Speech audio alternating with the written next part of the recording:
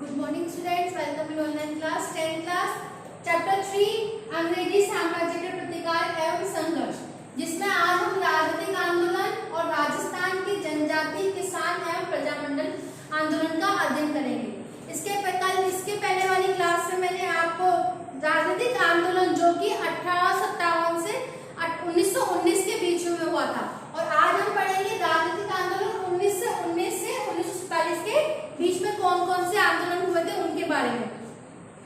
First था Rowlatt act की प्रथम विश्व युद्ध समाप्ति के बाद ब्रिटिश सरकार ने यह आश्वासन दिया था कि भारतीयों को अधिकाधिक सुविधाएं दी जाएगी, लेकिन युद्ध की समाप्ति के बाद किसी किए गए सुधार संतोषप्रद नहीं थे।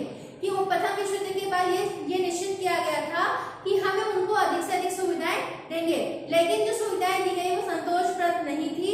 और इसके विपरीत आर्थिक शोषण, प्रेस के लिए कठोर नियम और अन्य दमनकारी नीतियां बनने लगी। भारतीय जनता अंग्रेजों के विरोध में डटी हुई थी। सरकार को षड्यंत्र का भय था, अतः सरकार ने 1917 ईस्वी में सिडनी रॉलेट की अध्यक्षता में एक समिति का गठन किया, जिसके द्वारा बनाए गए बिल को विधानमंडल ने 17 मार्च 1919 को पास कर दिया। इस एक्ट के अंतर्गत किसी भी व्यक्ति को संदेह के आधार पर गिरफ्तार किया जा सकता था। उसे न कोई अपील, न कोई दलील और न कोई वकील का अधिकार था। कि एक सिडनी रॉलेट के अधिनियम के अंतर्गत एक विधेयक पारित हुआ कि जिसमें यह अधिकार था कि हमें किसी को भी संदेह के आधार पर गिरफ्तार कर सकते हैं, और ना ही उसको किसी दलील देने का, ना ही वकील करने का कोई अधिकार उसको नहीं था। अब आता है जलियांवाला बाग हत्याकांड। कि 13 अप्रैल 1919 को रॉलेट एक्ट के विरोध में, जैसे रॉलेट एक्ट आया था उसके विरोध में अमृतसर के जलियांवाला बाग में एक सभा का आयोजित किया गया, जिसमें 20,000 आदमी इकट्ठे हुए, जिनमें स्त्री, पुरुष और बच्चे सभी लोग शामिल थे। जनरल डायर ने उसमें प्रवेश किया और गोली चलाने का हुक्म दे दिया, और गोलियां तब तक चलती थी जब तक कि सभी लोग मर ना जाएं और कारतूस खत्म नहीं हो गए। सरकार के अनुसार उसमें 379 व्यक्ति मारे गए, जबकि कांग्रेस समिति के अनुसार मरने वालों की संख्या 1000 थी। फिर आता है असहयोग एवं खिलाफत आंदोलन। खिलाफत आंदोलन भारतीय मुसलमानों द्वारा तुर्की के खलीफा के सम्मान में चलाया था। कि भारतीय मुसलमानों के द्वारा चलाया गया, तुर्की के खलीफा के सम्मान में चलाया था। तुर्की का खलीफा मुस्लिम जगत का धार्मिक रूप से प्रमुख था। 17 अक्टूबर 1919 को पूरे देश में खिलाफत दिवस मनाया गया, और गांधी जी भी इस आंदोलन में शामिल हुए और केसर-ए-हिंद की उपाधि को लौटा दिया गया। इस आंदोलन की समाप्ति 10 अगस्त 1920 को सेव्र की संधि से हुई, जिसमें तुर्की के विभाजन कर उसे धर्मनिरपेक्ष राष्ट्र घोषित कर दिया और खलीफा के पद को समाप्त कर दिया गया। अब आता है असहयोग आंदोलन। कि रॉलेट एक्ट, जलियांवाला बाग हत्याकांड, हर्टर कमेटी की रिपोर्ट और तुर्की विभाजन, खलीफा का पद समाप्त करना आदि से गांधी जी अत्यधिक पीड़ित हुए, और उन्होंने 1920 में कांग्रेस ने अन्यायी सरकार में असहयोग करने का प्रस्ताव पारित कर दिया। इसके अंतर्गत सरकारी उपाधियों को छोड़ने, विधानसभा और न्यायालयों, शैक्षणिक संस्थाओं और विदेशी मालों इत्यादि का त्याग करना शामिल था। इसके विपरीत अपने आप को अनुशासन में रखना, राष्ट्रीय शिक्षण संस्थान की स्थापना करना, आपसी झगड़े पंच निर्णय द्वारा तय करना, हाथ से कटे और बुने कपड़ों का प्रयोग करना इत्यादि कार्य करने थे। और 1921 में इस आंदोलन के अंतर्गत लगभग 30,000 व्यक्ति जेल में गए, और भारतीय इतिहास का यह पहला अवसर था जब स्वराज्य के लिए संघर्ष में इतनी अधिक जनता ने भाग लिया। परंतु जब यह आंदोलन शिखर पर था, तभी 5 फरवरी 1922 ईस्वी को गोरखपुर के जिले में चौरी चौरा नामक एक स्थान पर शांतिपूर्ण जुलूस पर पुलिस ने द्वारा अत्याचारी रूप से उनकी पुलिस चौकी जिसमें 21 सिपाही एक थानेदार की मौत हो गई।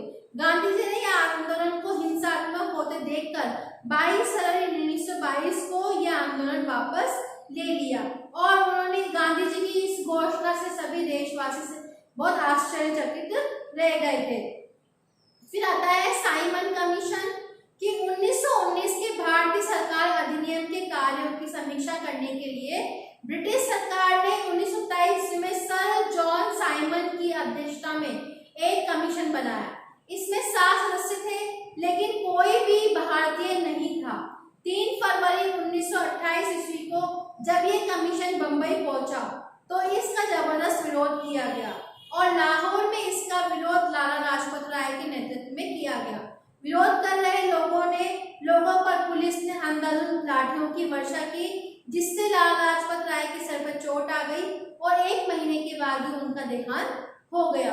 1930 की इस कमीशन की रिपोर्ट आई, जिसमें औपनिवेशिक स्वराज्य की स्थापना की बात नहीं कही गई थी। फिर आता है सविनय अवज्ञा आंदोलन कि 30 दिसंबर 1929 ईस्वी को कांग्रेस अधिवेशन की अध्यक्षता में पंडित जवाहरलाल नेहरू ने पूर्ण स्वराज्य का प्रस्ताव पास किया। पूर्ण स्वराज्य के लक्ष्य को प्राप्त करने के लिए गांधी जी ने 78 सदस्यों के साथ साबरमती आश्रम से 358 किलोमीटर दूर गुजरात में समुद्र के तट पर स्थित डांडी गांव के लिए पैदल चले कि वो अपने साथ 78 सदस्यों के साथ में साबरमती से और वहां डांडी तक पैदल गए और 6 अप्रैल 1930 ईस्वी को डांडी पहुंचकर नमक बनाकर उन्होंने अंग्रेजी कानून को तोड़ा। इस आंदोलन में गैर कानूनी नमक बनाने, महिलाओं द्वारा शराब की दुकानें, अफीम के ठेकों और विदेशी कपड़ों की दुकानों पर धरना देना, विदेशी कपड़ों को जलाना, चरखा काटना, छुआछूत से दूर रहना और विद्यार्थियों और सरकारी स्कूलों कॉलेज छोड़ना, सरकारी कर्मचारियों को नौकरी से त्याग पत्र देना का आह्वान गांधी जी ने किया। यह आंदोलन तेजी से पूरे भारत में फैल गया। देश भर में जनता हड़तालों, प्रदर्शनों और विदेशी वस्त्रों के बहिष्कार में भाग लेने लगी। इस आंदोलन की विशेषता यह थी कि इसमें महिलाओं ने भी भाग लिया था। फिर आता है व्यक्तिगत सत्याग्रह कि द्वितीय विश्व युद्ध प्रारंभ हो गया था। भारत को युद्ध में सम्मिलित करने के लिए खिलाफ देश में विभिन्न भागों में हड़तालें व प्रदर्शन हो रहे थे। तभी गांधी जी ने सत्याग्रह के बजाय व्यक्तिगत सत्याग्रह का प्रस्ताव रखा, जिसमें गांधी जी ने स्वीकार कर लिया। 17 अक्टूबर 1940 ईस्वी को कांग्रेस ने व्यक्तिगत सत्याग्रह आंदोलन शुरू किया। गांधी जी द्वारा चुने गए सत्याग्रही एक एक करके सार्वजनिक स्थलों पर पहुंचेंगे और युद्ध के खिलाफ भाषण देंगे और गिरफ्तारी देंगे। फिर आता है भारत छोड़ो आंदोलन। क्रिप्स मिशन की असफलता, जापान का भारत पर आक्रमण का भय और 14 जुलाई 1942 को वर्धा कांग्रेस की बैठक में कांग्रेस कार्यकारिणी के निर्णय आदि के कारण 8 अगस्त 1942 ईस्वी को बंबई में अखिल भारतीय कांग्रेस समिति की बैठक में गांधी जी के भारत छोड़ो प्रस्ताव को स्वीकार किया गया। इस संदर्भ में उन्होंने कहा कि अब मैं आपको एक छोटा सा मंत्र दे रहा हूं कि करो या मरो। अब अंग्रेज गांधी जी ने कहा कि अब आप सभी एक बात सुन लो कि या तो हमें मरना है या फिर अब हमें ऐसा कुछ करना है जिससे अंग्रेज यहाँ से चले जाएं। और 9 अगस्त की भोर से पहले ही गांधी जी सहित दूसरे कांग्रेसी नेता गिरफ्तार कर लिए गए और कांग्रेस को गैर कानूनी संस्था घोषित कर दिया गया। इस आंदोलन की कोई निश्चित योजना नहीं बनाई गई थी। इस आंदोलन में पूर्ण शांतिपूर्ण हड़ताल करना और सार्वजनिक सभाएं करना, लगान देने से मना करना और सरकार का असहयोग करने की बात कही गई थी। इस आंदोलन को गांधी जी ने अंतिम संघर्ष बताया था, अतः जनता ने जिस ढंग से ठीक समझा अपनी प्रतिक्रिया व्यक्त की। इस आंदोलन ने भारत की आजादी का मार्ग प्रशस्त कर दिया था और भारतीयों में वीरता, उत्साह और शौर्य आदि देश के लिए संघर्ष के लिए त्याग की भावना जागृत कर दी गई थी। ठीक है, आज हम पढ़ेंगे राजस्थान की जनजाति किसान एवं प्रजामंडल आंदोलन, जिसमें आता है फर्स्ट नंबर पे भगत आंदोलन कि भीलों को सामाजिक और नैतिक उत्थान के लिए गोविंद गुरु ने सप्त सभा की स्थापना की और उन्हें हिंदू धर्म के दायरे में बनाए रखने के लिए भगत पंथ की स्थापना की। संप सभा द्वारा मेवाड़, डूंगरपुर, ईडर, गुजरात, विजयनगर और मालवा के भीलों में सामाजिक जागृति से शासन संगठित हो गया और भीलों का भगत पंथ छोड़ने के लिए विवश किया जाने लगा, कि भीलों को भगत पंथ छोड़ने के लिए विवश किया जाने लगा और उनको बाध्य किया जाने लगा कि जो तुम्हारी मांगे है वो पूरी नहीं होगी। जब भीलों को बेगार कृषि कार्य करने के लिए बाध्य किया, जंगलों में उनके मूलभूत अधिकारों से वंचित किया गया, तो उन्होंने आंदोलन प्रारंभ कर दिया। अंग्रेजों ने गोविंद गुरु द्वारा चलाए गए इस सामाजिक सुधार और संगठनों के पीछे भील राज्य की स्थापना की संभावना व्यक्त की और गोविंद गुरु को अप्रैल 1913 ईस्वी को डूंगरपुर राज द्वारा गिरफ्तार कर लिया गया, लेकिन बाद में उनको छोड़ दिया गया था। उसके बाद है एक ही आंदोलन, कि भगत आंदोलन के कुचलने के बाद भी भीलों के विरुद्ध सरकारी नीति जारी, क्योंकि भगत आंदोलन सफल नहीं हो पाया था, तो भगत आंदोलन के कुचलने के बाद, खत्म होने के बाद, कि भीलों के विरुद्ध सरकारी नीति जारी की गई और भीलों और गरासियों ने मिलकर महाराणा को पत्र लिखकर दमनकारी नीति और बेगार के प्रति अपना विरोध जताया। फिर आता है किसान आंदोलन, कि राजस्थान में राजनीतिक, सामाजिक और आर्थिक संरचना सामंती रही और उनकी रचना त्रिस्तरीय थी, जिसमें क्रमशः शासक, जागीरदार और किसान वर्ग शामिल थे। इसके प्रमुख कारण थे कि अंग्रेजों के प्रभाव में आकर शासकों ने अपनी प्रजा को पर्याप्त ध्यान देना छोड़ दिया था। राजस्व अधिक वसूलने के साथ साथ ही कृषकों को ली जाने वाली बेगार और लोगों को में अप्रत्याशित वृद्धि देखी गई। थर्ड था कि इस काल में अन्य व्यवसायों से विस्थापित लोगों के कृषि पर निर्भर हो जाने के कारण कृषक मजदूरों की संख्या भी बढ़ गई थी और कृषि के उत्पादक मूल्यों में गिरावट और इजाफा दोनों स्थितियां कृषकों के लिए लाभकारी नहीं थी, इसीलिए ये किसान आंदोलन उत्पन्न होने लगा। अब आता है बिजोलिया किसान आंदोलन, भीलवाड़ा। सबसे पहला किसान आंदोलन बिजोलिया किसान आंदोलन राजस्थान के अन्य किसान आंदोलन को अगवा रहा। यहाँ के किसानों में अधिकांश धाकड़ जाति के थे और 1894 ईस्वी में बिजोलिया के राव गोविंद दास की मृत्यु तक किसानों को जागीरदारों के खिलाफ कोई विशेष शिकायत नहीं थी, लेकिन जागीरदार कृष्ण सिंह ने किसानों के प्रति ठिकाने की नीति और जागीर प्रबंधन में परिवर्तन कर दिया और कम से कम 84 प्रकार के लाख बागों के द्वारा किसानों ने उनकी मेहनत की कमाई का 87% भाग जो था जमींदार से, जागीरदार से ले लिया करता था। जितना उनकी कमाई थी उससे तो उससे 1/4 3/4 हिस्सा तो वो उनसे ले ही लेता था। और 1897 ईस्वी में गिरधरपुरा नामक गांव में गंगाराम धाकड़ के पिता मृत्यु भोज के अवसर पर हजारों किसानों ने अपने कष्टों की खुलकर चर्चा की और मेवाड़ महाराणा को उनसे अवगत कराया। महाराणा ने सुनवाई के बाद किसानों की लागत और बेगार संबंधी शिकायतों की जांच के लिए सहायक राजस्व बेगार संबंधी शिकायतों का नियुक्त किया गया।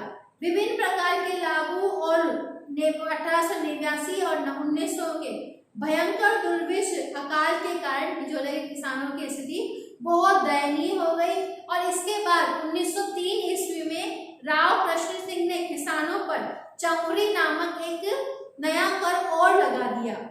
इसमें हर व्यक्ति को अपने लड़की के विवाह के अवसर पर 5 रुपए ठिकाने के कोष में जमा करवाना होगा। जिसकी लड़की का विवाह होगा वो ठिकाने के तौर पर 5 रुपए वो कोष में जमा करेगा।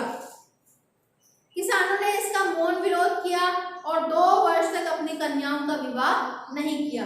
किसानों के प्रतिरोध के आगे राव को चौरी का लाभ उठा लेने, फसल में ठिकाने का 2/5 लेने और कुंता के अहंकारों के साथ में 20 आदमी को न बुलाने की घोषणा करनी पड़ी। और उसके बाद बिजोलिया के नए स्वामी पृथ्वीराज सिंह ने न केवल पुरानी रियासतों को समाप्त कर दिया बल्कि वहां पर प्रजा पर तलवार बंधाई नामक एक नया कर और लगा दिया। इसमें लूट और शोषण चरम सीमा को पार कर गया। इसमें किसानों ने साधु सीताराम दास, पतरकरण चारण और ब्रह्मदेव के नेतृत्व में जागीर क्षेत्र में हल चलाने से भी इनकार कर दिया गया। जागीर क्षेत्र की भूमि पड़त रहने के कारण ठिकाने को बड़ी हानि परत मतलब होता है कि उस जमीन पे बहुत समय तक फसल नहीं करना, तो उसको परत कहा जाता है, परत।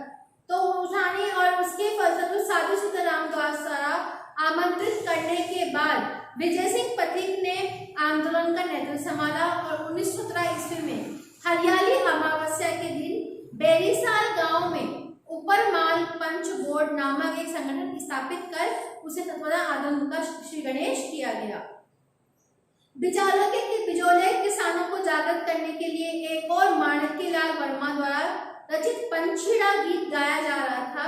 वहीं दूसरी ओर प्रत्याचर्युस भंवरलाल स्वर्णकार भी अपनी कविताओं के माध्यम से गांव-गांव में ये अलग जगा रहे थे विद्रोह के लिए। पथिक ने भी बिजौलिया के आसपास के इलाकों के युवकों में देशभक्ति की भावना बढ़ने के उद्देश्य से उपरमाल सेवा समिति के नामक संगठन की स्थापना की और उदयपुर राज्य सरकार ने अप्रैल 1919 ईस्वी को बिजौलिया के किसानों की शिकायतों की सुनवाई करने के लिए मांडलगढ़ हाकिम बिंदुलाल भट्टाचार्य की अध्यक्षता में एक आयोग का गठन किया। आयोग ने किसानों के पक्ष में अनेक सिफारिशें की, किंतु मेवाड़ सरकार द्वारा इस तरफ पर कोई ध्यान नहीं देने के लिए पूर्णतः आंदोलन जारी ही रहा।